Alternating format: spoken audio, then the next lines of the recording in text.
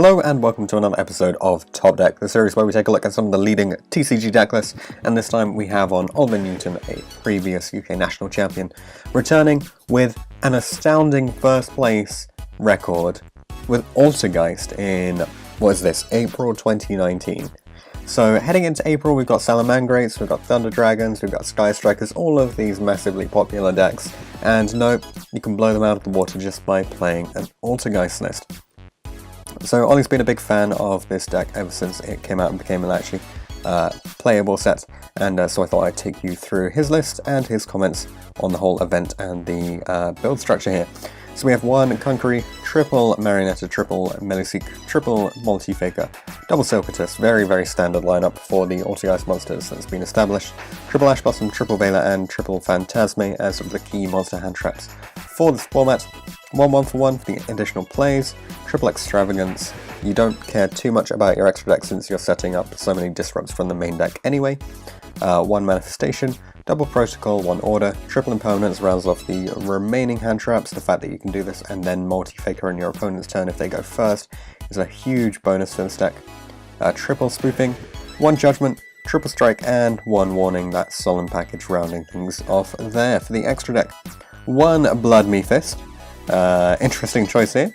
Then triple Hextia, one Prime Banshee, one Borreloid and Borsword, Clara Nushka, double Phoenix, one Unicorn, double Inkaribo, one Ningetsu, and one Triple Burst. So a fair amount of diversity here in the extra deck, and then doubling up on things that are most important, or tripling up here on the Hextia, of course. For the side deck, triple Pancratops and double Ghost Ogre, triple Secret Village because you may as well auto-win some matches, double Summon Limit, double Heavy Storm Duster, and triple Evenly Matched to get rid of those problems. So for the comments that we have from him, let's actually go through the rounds then. So round 1 he went up against Orcust Danger, round 2 he went up against Trickstar, and then rounds 3 to 7 he went up against Sky Striker, so just a single loss here, putting him X1, and I believe there were 5 X1s at this event, and he placed highest out of them all, so to take first place for the Sneak Attack WCQ. So let's see why he chose this deck. Well, he says he's been very busy with other stuff, so he had no time to really test, especially on work nights, which is kind of draining, so he decided to play something he was pretty comfortable with. So I asked him how he found Phantasme at the event. He said it was really good because it either baited out things like Ash or it could fix your hands, so it's pretty good overall.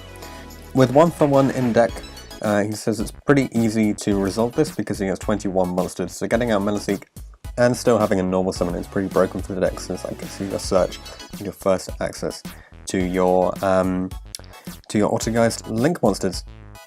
He said that the Solemn package was really good versus everything, and since there was no Floodgate that is good versus everything, he decided to play Solemn packages over anything like, you know, additional Floodgates in the main. Like in previous formats we've seen Anti-Spell be pretty popular, but right now Solemn's just so good at coverage there, so that's why you go for them.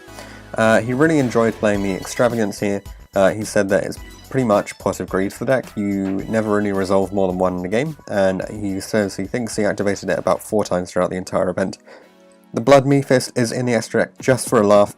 The most powerful side deck card that he had was definitely the Secret Village. And for changes, he might swap the Villages and Phantasmes around if it becomes a more striker-heavy format. Obviously, he did face against so many Sky Strikers at the event, but he thinks he's likely to keep Phantasme in the main anyway. He wanted to fit Lancer in the side, but he had no room, unfortunately, at the time. So thanks very much for coming on, Ollie, and sharing your list with us. Fantastic job getting first place with an Altergeist list at this stage in the meta.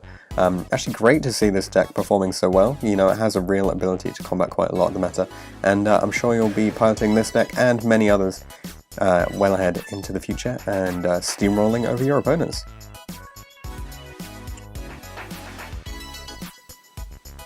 Thanks for watching this episode of Top Deck. If you have any comments or suggestions that you would like to make, leave them in the comment section down below. Check out the description for details of how you can get involved in this series. You can enter by voice interview, or instead you could just send all of your information over Facebook Messenger. Anything like that will be absolutely fine. If you want to see anything in particular from the upcoming series, then be sure to get in touch, and I'll see you guys in the next video.